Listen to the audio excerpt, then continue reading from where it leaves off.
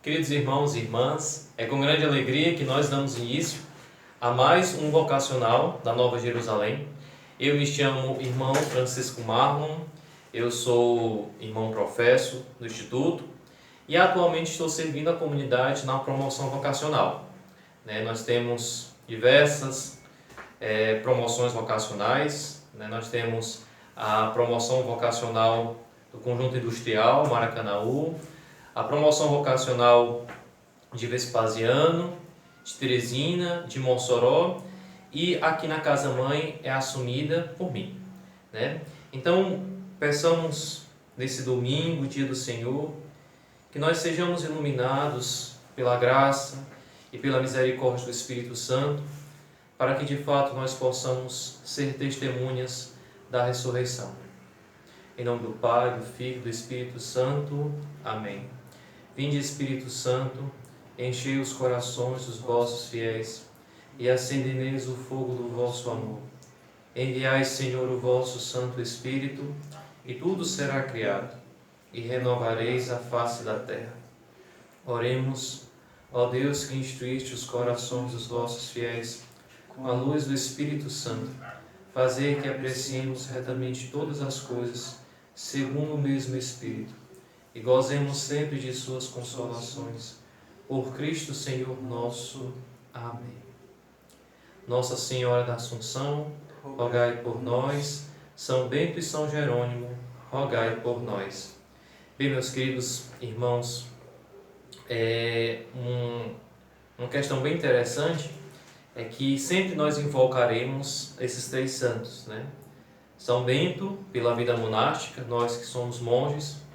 São Jerônimo, um grande estudioso da Sagrada Escritura, foi quem traduziu a Bíblia do grego para o latim, e também Nossa Senhora da Assunção, que é padroeira, foi padroeira do Mosteiro do Padre Caetano, padroeira da Arquidiocese de Fortaleza e também padroeira da Nova Jerusalém.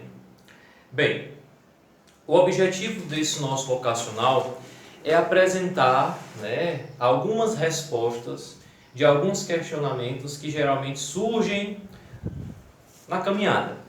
Às vezes, quando nós estamos procurando, nós estamos buscando um carisma ou buscando uma congregação, quando nós sentimos o chamado de Deus, como nós trabalhamos no vídeo passado, que é o chamado de Deus, esse chamamento de Deus, que nós podemos traduzir por vocação, nós, antes de entrarmos, nós queremos saber se nós nos identificamos com estes carismas, ou com este carisma de vida, se a maneira em que aquele grupo de pessoas estão vivendo, de fato, se adequa ao meu chamado.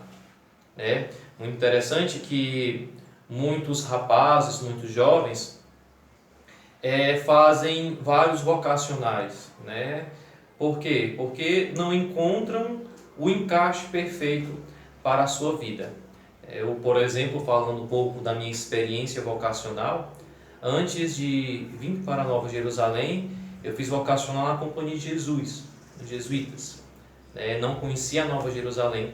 E depois, graças a Deus, que fiz uma experiência de Deus inenarrável. E hoje estou aqui.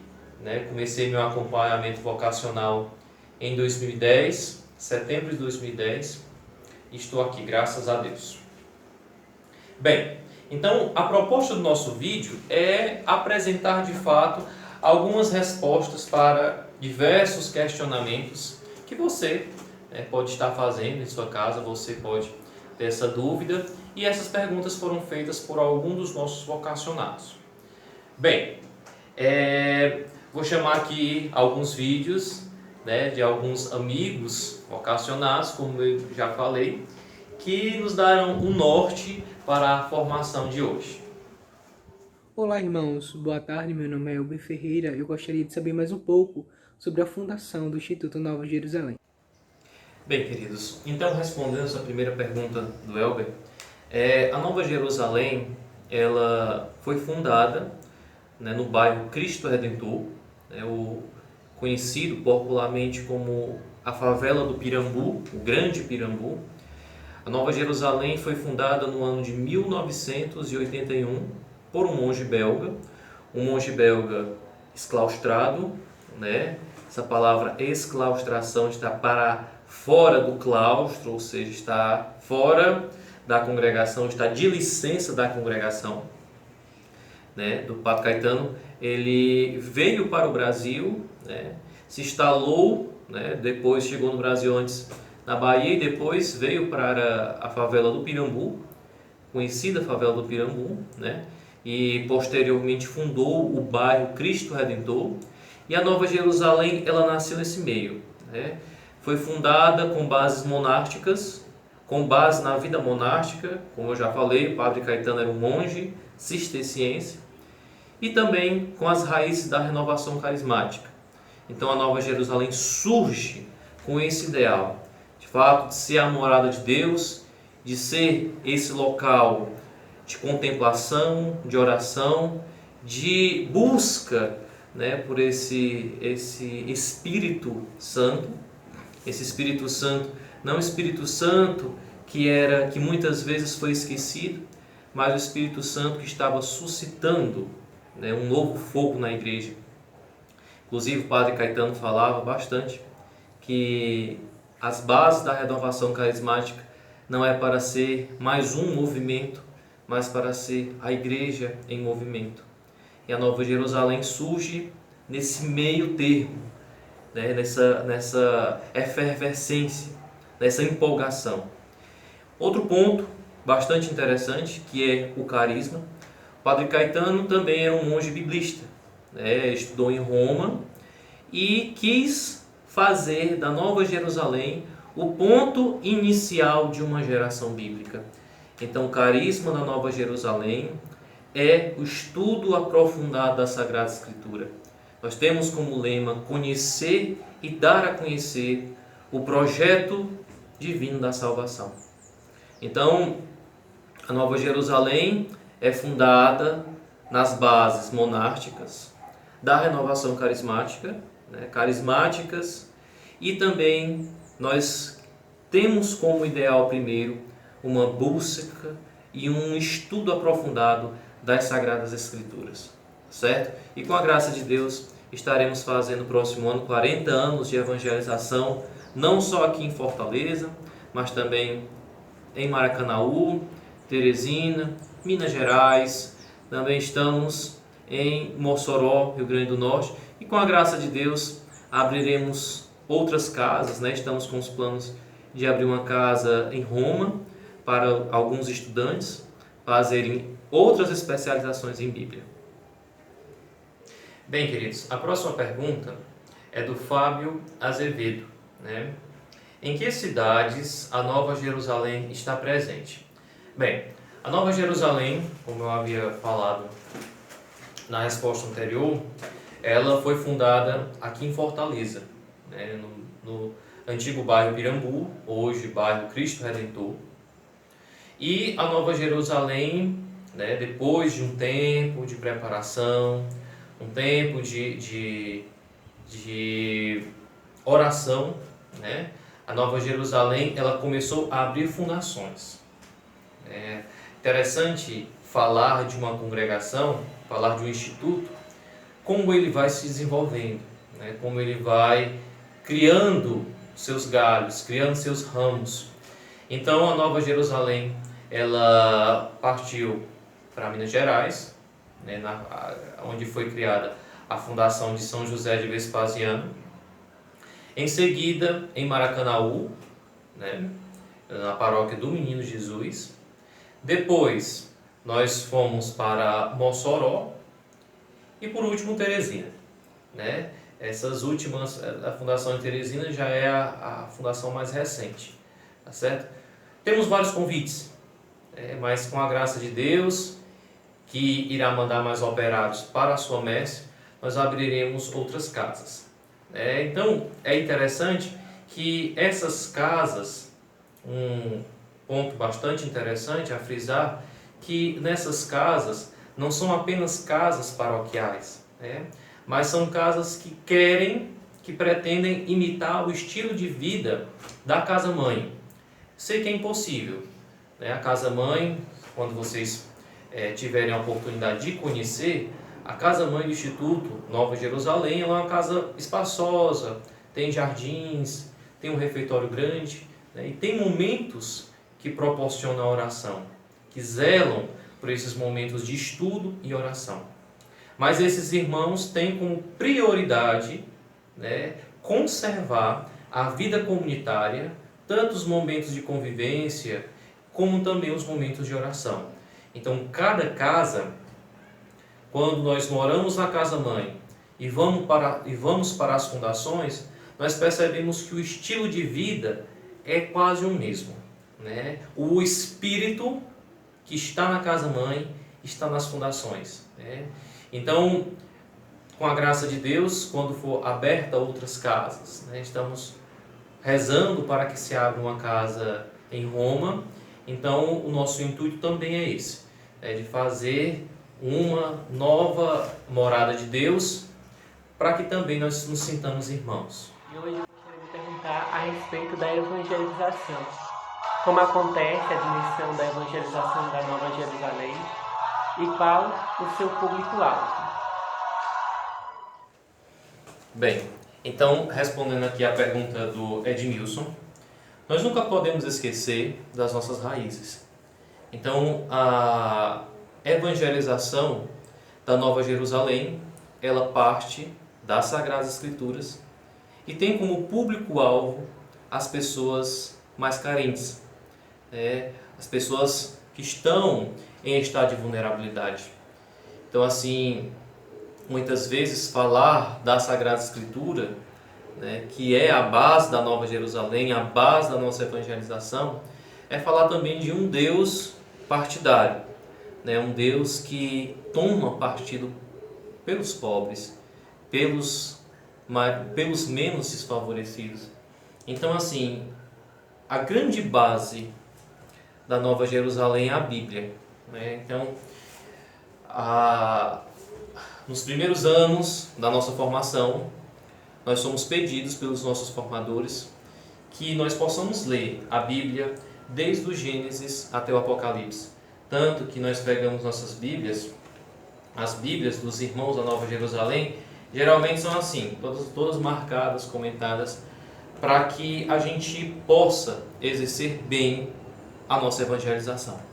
Então, a nossa evangelização, ela parte das Sagradas Escrituras e tem como público-alvo os mais necessitados, os mais pobres, os que estão em estado de vulnerabilidade. Como diz a Sagrada Escritura, o pobre, a viúva, o órfão, o estrangeiro. Tá certo? Então, falar de mais pobres não quer dizer que a gente esteja simplesmente evangelizando ou escolhemos pessoas para serem evangelizadas. Então, assim, o evangelizar quer dizer falar a quem está com o coração aberto, falar a quem necessita. O grande segredo de ser um bom evangelizador é encontrar Deus nas pessoas e fazer também que essas pessoas se encontrem com Deus. Então, a nossa forma de evangelizar tem como ponto de partida os mais necessitados, mas nós queremos atingir as pessoas que estão precisando de Deus. Não quer dizer que as pessoas que têm uma certa condição financeira não também sejam merecedoras dessa palavra de vida. E, claro, que nós trabalhamos também onde se precisa, com os jovens, com as crianças, com os adultos, com os casais, enfim, atuamos nas paróquias, nas faculdades, nos grupos de orações, estamos presentes onde a igreja precisa de nós. Bem, a próxima pergunta é do Tiago Rodrigues. Queria saber mais sobre como a Nova Jerusalém atua nessa questão bíblica. Bem, falando um pouco sobre a atuação bíblica, seria interessante falar um pouco sobre a estrutura da nossa casa. Na Nova Jerusalém, aqui na Casa Mãe, nós temos diversos setores, diversos departamentos. Nós temos o departamento que fica responsável pelos eventos da casa, como ordenações, profissões, entrada no noviciado, postulantado, as chamadas admissões. Nós temos a equipe formativa, que fica responsável por receber os jovens, por acompanhar os jovens. E também nós temos a equipe bíblica, que fica responsável por articular diversas questões de atuação bíblica, né? Então, como se daria essa atuação? Nas paróquias, geralmente, nós atuamos na parte formativa. E essa parte formativa, né, corresponde aos chamados cursos bíblicos. Nós temos o curso bíblico de iniciação, que é o módulo 1. Nós temos o curso bíblico livro por livro. E nós temos também o curso bíblico de temas bíblicos, né? E nós temos também um quarto, que são temas bíblicos, catequéticos, litúrgicos, uma coisa mais eclesial, algo mais eclesial. Então, é dessa forma que se dá a nossa atuação bíblica.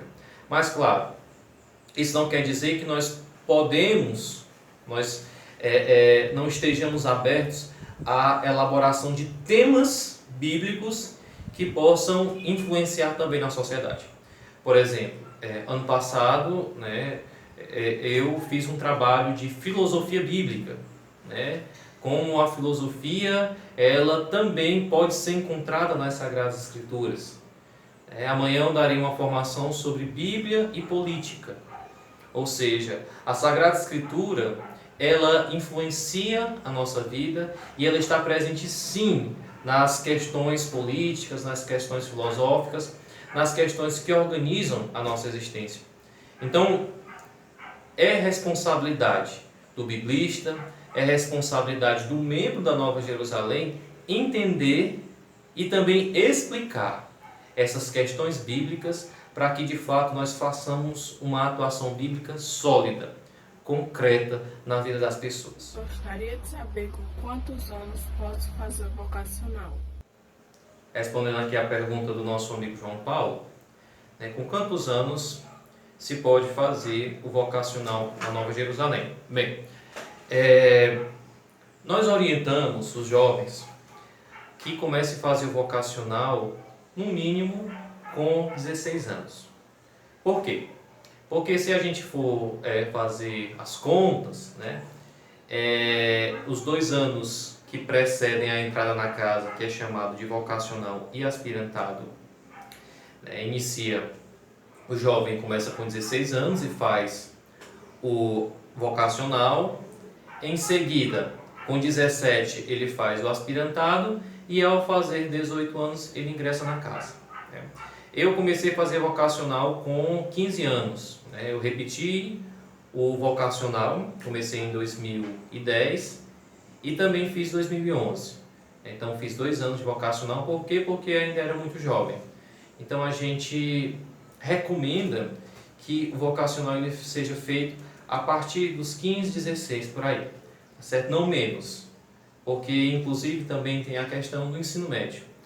Nós não temos condições de acolher uma pessoa que não tenha concluído ainda o ensino médio, tá certo? E também o nosso vocacional ele vai até os 30 anos. Nós recebemos com 18 e acolhemos até no máximo com 35 anos. Então recomendamos às pessoas, aos homens, aos rapazes, que façam vocacional até os 30 anos. Depois dos 30 anos nós não temos mais condições de acolher, não pela estrutura da casa, mas por uma perspectiva psicológica. Se a gente for analisar, uma pessoa com 30 anos já não tem tanta mobilidade psicológica para entender a vida religiosa, que de fato é um desenraizar-se. Então, a partir dos 30, as raízes ficam muito profundas, e já não temos condições de ter um acompanhamento bem estruturado. Nossa próxima pergunta foi enviada pelo Felipe Mota. O hábito de vocês parece cisterciense. Tem alguma ligação? Tem. Então, o nosso fundador, como eu havia falado, ele era um monge cisterciense belga. E quando ele chegou ao Brasil, né, que fundou a Nova Jerusalém, e esse processo da formação do hábito foi um processo bem longo, né? Nós temos vários modelos de hábito, né, que já foram aprovados, desaprovados, modificados, e graças a Deus nós estamos com o hábito atual, né? Então o modelo do hábito é praticamente o mesmo, né? Só o que muda são as cores, né? Que o hábito do cisterciense é branco ou creme e o nosso é cinza com preto. O cisterciense creme ou branco com preto, o nosso cinza com preto. E nós, né, usamos também o cinto, né? O Padre Caetano era cisterciense da estrita observância, tem o da estrita observância e tem da comum observância. Da estrita observância usa o cinto e da comum observância usa uma faixa de pano. Nós que descendemos, podemos dizer assim, dos monges da estrita observância, nós usamos o cinto, tá certo? Uma coisa também interessante que nós podemos destacar é o modelo do capuz. Os cistercienses, o capuz é menor e é aberto, né? O nosso capuz é um capuz beneditino, que ele é um capuzinho fechado, altinho aqui, né? Essa partezinha aqui é beneditina. O capuz ele não segue o modelo cisterciense. Algumas questões também teológicas que poderíamos falar do hábito da Nova Jerusalém é que no Ocidente o hábito ele tem como significado a pobreza, né? O hábito na antiguidade era a roupa do pobre, né? Então essa parte do hábito significa a pobreza, né? Pobreza, a obediência que está sobre os ombros, né? Do escapulário, que antigamente era um avental, né? E foi colocado o capuz para facilitar nos trabalhos do campo, e o cinto, né? Que quer dizer a castidade. Já no Oriente, segundo São Basílio, o hábito ele representa essa parte, né? O Cristo ressuscitado, que quando eu entro no mosteiro, eu morro para o mundo e ressuscito para Deus. O escapulário quer dizer o serviço e o cinto a justiça, né? Assim como o Messias e os profetas estão cingidos com o cinto da justiça, os monges também estão cingidos com o cinto, né? Nos outros mosteiros, só quem usa a cruz é o abade. O abade, que é o superior do mosteiro. E nós, na Nova Jerusalém, todos usamos essa cruz, né? Essa cruz que no seu centro tem o Cristo crucificado e glorificado, a chamada cruz de Tancremont. É o bom e velho Deus de Tancremont, é uma cruz francesa, né? Que é onde nós encontramos o Cristo crucificado, glorificado, coroado, tá certo? Então todos os membros no dia da profissão recebem o Tancremont. A paz de nosso Senhor Jesus Cristo. Então, a minha pergunta é essa: como é a relação da Nova Jerusalém com a renovação carismática católica atualmente? Bem, um forte abraço, né, aos nossos queridos irmãos da renovação carismática. Bem, nós temos que entender o verdadeiro significado de ser renovação carismática na Nova Jerusalém, né, que ela não está ligada a um grupo, né, está ligado ao movimento de renovação carismática. Interessante também que essa pergunta, né, com a resposta para essa pergunta, eu poderia falar de outras perguntas que são feitas. Irmão, só podemos entrar na Nova Jerusalém se a gente for do movimento da renovação carismática? Claro que não. Eu mesmo não pertencia ao movimento da renovação carismática, mas entrei na Nova Jerusalém, e também aqui nós temos pessoas que vieram do movimento de SEBS, né? E claro, a grande maioria é sim da renovação carismática. Mas qual é a relação, né, dos irmãos ou da Nova Jerusalém com a renovação carismática? Bem, Nós temos vários irmãos que atuam nas assessorias, né, de grupos da renovação carismática. E nós temos também orientações espirituais, cursos bíblicos, mas não estamos vinculados ao movimento, digamos assim, não há algo constitucional que nos vincule concretamente ao movimento da renovação carismática. Nós estamos dentro da renovação carismática, mas como orientadores, assessores e pastores. Como também estamos no SCC, no Apostolado da Oração, em diversos outros grupos da igreja. Mas não temos assim uma obrigação de estar ligados à renovação carismática. Somos o instituto que nascemos da renovação carismática, como já falei no início, como aquele movimento, que coloca a igreja em movimento, já que vem do Espírito Santo, e o Espírito Santo é aquilo que motiva, que vivifica e que nos faz sermos irmãos. Então, não estamos ligados por algo constitucional, mas estamos atuando como pastores, porque a renovação carismática faz parte da igreja e a Nova Jerusalém tem como foco a evangelização bíblica na igreja. Bem, a pergunta foi enviada pelo Wanderson Souza. Fale um pouco sobre o Padre Caetano. Bem, o Padre Caetano, ele nasceu na Bélgica no ano de 1925, no dia 7 de junho. Inclusive, hoje nós estamos celebrando o seu nascimento. E o Padre Caetano, ele, muito jovem, participou da Segunda Guerra Mundial. E foi justamente na experiência da guerra que o Padre Caetano se decidiu em entrar no mosteiro. Nessa entrada no mosteiro, interessante, o Padre Caetano tem muitas coisas místicas, não sei se poderíamos dizer. Não uma mística de visões, não uma mística de fenômenos sobrenatural, mas uma mística da vivência, de sentir Deus nas coisas simples.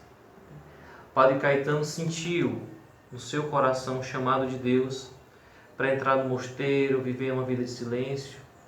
Muito jovem, entrou com 21 anos, professou os votos com 22 anos, quando ele professou os votos. Mas o Padre Caetano ele sempre dizia que o que marca a vida dele no mosteiro é a entrada, não são os votos.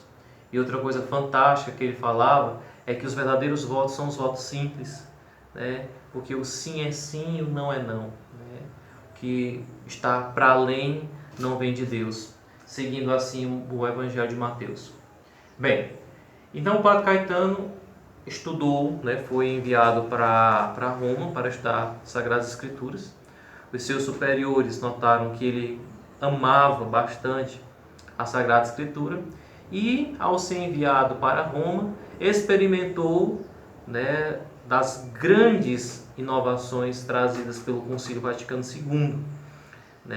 Foi um período muito bonito na igreja, foi um período que nós louvamos a Deus por ter acontecido, e foi um período também que fez que o Padre Caetano sentisse a necessidade de falar das Sagradas Escrituras para quem precisava. Então, chegou aqui no Brasil, inclusive, ano passado, comemorávamos 50 anos de sua chegada ao Brasil e 70 anos da sua profissão monástica. Chegou no Brasil, veio atuar na favela do Pirambu, a antiga favela do Pirambu, hoje bairro Cristo Redentor, fundou a paróquia, e fundou muitos grupos de atuação social aqui na nossa paróquia.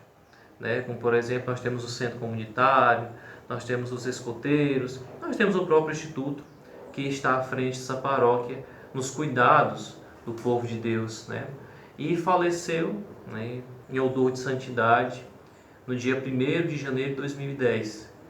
E é muito bonito colher os frutos plantados por esse nosso grande fundador, esse nosso grande pai. O Padre Caetano adotou mais de 70 crianças. Aqui mesmo no mosteiro funcionava um orfanato, onde muitas dessas crianças foram abandonadas, jogadas na porta, e o Padre Caetano cuidou, né? E depois que o filho mais novo completou os seus 18 anos, o Padre Caetano professou seus votos perpétuos na Nova Jerusalém, né? Isso para nós se torna muito emocionante, porque o nosso pai fundador abraçou o seu carisma, né? Abraçou a vontade de Deus plenamente. Então já fica uma dica para as pessoas que queiram entrar no mosteiro, que também abracem, amem a vocação de uma forma plena e se abandone sem reservas.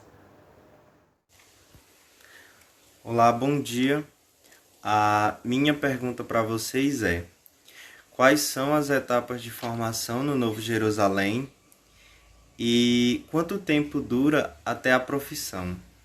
Bem, então respondendo aqui a pergunta do nosso querido vocacionado lá das terras do Piauí, Osmar, como são os processos ou como são as etapas, né, da entrada para o mosteiro até a profissão religiosa? Bem, a primeira etapa, que nós chamamos de vocacional, nós estudamos o que é vocação e as ramificações dessa vocação. Nós temos a vocação matrimonial, a vocação laical, a vocação religiosa e a vocação sacerdotal. Então, a partir do mês de março até dezembro, nós temos encontros, né, onde nós falamos, estudamos e rezamos sobre essas perspectivas. No final do ano, nós temos um retiro, né, de discernimento, um retiro de silêncio, para que assim a gente possa escutar com maior facilidade a voz de Deus, nós que pregamos e entendemos que Deus fala aos nossos corações por meio do silêncio. Então, nesse retiro, nós, juntamente com a promoção vocacional, os superiores e os rapazes, discernimos quem vai para o aspirantado e quem serão encaminhados para outros departamentos da casa, como a leiga, como um grupo de jovens, enfim. No aspirantado, nós temos um vocacional mais voltado para a entrada do mosteiro. Então, o vocacional do primeiro ano, digamos que é sem compromisso, né? Sem compromisso entre aspas. Mas no aspirantado, as pessoas que saem deste primeiro ano de vocacional e entram no aspirantado, fazem um vocacional mais dirigido, mais direcionado para a entrada no mosteiro. Então nós temos formação bíblica, formação humana e os escritos do superior, do fundador. Bem, então nesse meio termo, nós temos a chamada experiência, que é no segundo ano, justamente nesse aspirantado. Essa experiência é de um mês ou mais, em que o candidato mora na casa com um irmão. Geralmente ele mora no postulantado, né? Ele passa esse período de experiência para que ele e a casa façam um discernimento para saber se de fato aquela vocação será autêntica ou aquela vocação se sustentará, né? Como de fato a pessoa pensa. Então, após essa experiência, novamente o Conselho Vocacional se reúne e aprova essa pessoa, esse rapaz, para o terceiro ano de formação, que é chamado postulantado, que já é interno. Tanto que aqui em casa já chamamos de irmãos postulantes.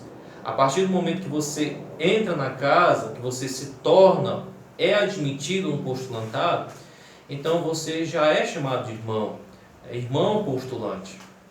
Tá certo? Então aqui já vão 3 anos. Nós temos mais 2 anos, que são os anos do noviciado, que também esse rapaz tem formações bíblicas, formações de documentos, formações, digamos assim, do próprio catecismo. E depois de 2 anos desse processo, a pessoa professa os votos, né? Esse rapaz professa os votos. Esses votos são pobreza, castidade, obediência, E nós da Jerusalém temos um quarto voto, que é o voto de estudo das Sagradas Escrituras. Né? É assim, depois da profissão faz a filosofia e possivelmente antes de ingressar na teologia pode professar os perpétuos. Mas claro que todos esses processos são acompanhados por psicólogos, são acompanhados pelos superiores, pelos formadores, e é daí que a gente trilha um caminho vocacional. Bem, então nós podemos falar das etapas formativas da seguinte forma: um ano de vocacional, um ano de aspirantado, né? E um ano de postulantado. Que esse ano de postulantado você já está morando na casa, né? Você já é, digamos assim, um irmão postulante, tá bem? 2 anos de noviciado. Esses 2 anos de noviciado são essenciais na vida de qualquer religioso. Digamos assim, é um noivado da vida religiosa. E assim a profissão religiosa. A profissão religiosa ela consiste em 4 perspectivas, ou seja, um voto de castidade, um voto de pobreza, um voto de obediência e um voto de estudo da Sagrada Escritura. Tá certo? Então, nós temos vocacional, aspirantado, postulantado, noviciado e a profissão simples. A profissão simples que ela é renovada por 2 vezes e na 3ª vez você já pode pedir os perpétuos, os votos perpétuos, que é também o período da filosofia e ao ingressar à teologia você pode pedir sim os perpétuos. E claro, depois dos perpétuos, ao concluir filosofia e teologia, você e a casa podem discernir na petição das ordenações, tanto diaconal como a sacerdotal. E claro, todas essas etapas do vocacional, ou todas essas etapas que consistem na vocação do religioso, elas também podem ser repetidas, ou podem ser, digamos assim, suprimidas. No caso de pessoas que já foram de outras casas religiosas, elas podem ingressar diretamente no postulantado. Claro que depende do candidato, depende do andamento, depende da abertura de coração de cada uma pessoa. Bem, meus queridos, eu quero agradecer aos queridos amigos que enviaram perguntas para nós, né, aos que participarão, né, desse nosso vídeo, participarão dessa nossa formação. É claro que nós queremos convidar vocês a curtir nosso Instagram, né, Jerussolomitas, curtir também nossa página no Facebook, Irmãos do Instituto Religioso Nova Jerusalém, e eu vou também passar o zap vocacional aqui da Casa Mãe, tá certo? Vocês estarão vendo aqui abaixo do vídeo. E também pedir que cada um de vocês rezem pelo Instituto, rezem por nossas paróquias, para que de fato nós possamos estar fazendo a vontade de Deus. Bem, antes de terminar esta formação, eu quero dizer 3 coisas que são essenciais para quem quer de fato ser um irmão na Nova Jerusalém, né? Essa partilha eu falei aos nossos vocacionados, aos nossos possíveis aspirantes, né, e possíveis também postulantes. Para que você possa fazer um bom discernimento vocacional, são necessárias 3 coisas. Primeiro, amor às Sagradas Escrituras, né? Não existe Nova Jerusalém sem a leitura, sem o estudo e sem a oração das Sagradas Escrituras. Então, se você deseja fazer uma experiência de Deus na Nova Jerusalém, né, então desde já se apegue, ame essa palavra, né? O Papa Bento XVI falava uma coisa muito interessante, que nós não somos a igreja da Escritura, nós somos a igreja do Verbo que se faz carne. Esse Verbo que se faz carne se relaciona conosco. Então, que você possa diariamente ter uma relação íntima com as Sagradas Escrituras. E quando eu falo relação íntima, estudo, aprofundamento, não é para você estar discutindo ou brigando com ninguém. É para que você se encha cada vez mais com o amor de Deus por cada um de nós. Segundo ponto, essencial, é a empolgação. Seja uma pessoa feliz, uma pessoa empolgada, uma pessoa simpática, uma pessoa amorosa, uma pessoa que seja agradável de se conviver. Infelizmente, nós tivemos e temos em diversos lugares, até mesmo nossa família, sempre tem aquela pessoa que não é tão agradável de se conviver. Então, desde já, peça ao Senhor este dom, de ser uma pessoa agradável, de ser uma pessoa empolgada, de ser uma pessoa feliz.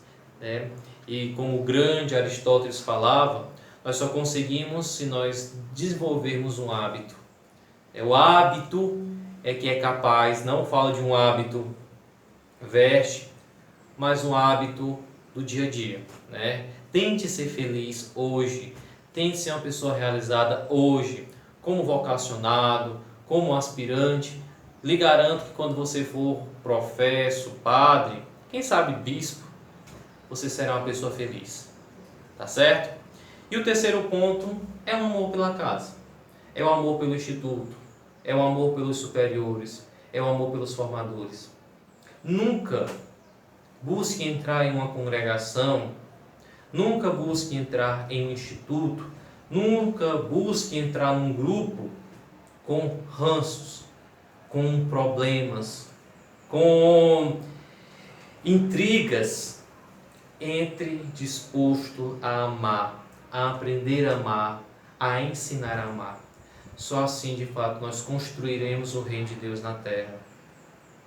Amor às Sagradas Escrituras, empolgação, para que nós também possamos evangelizar de uma forma convincente, de uma forma feliz, pregar a boa nova com empolgação e com amor.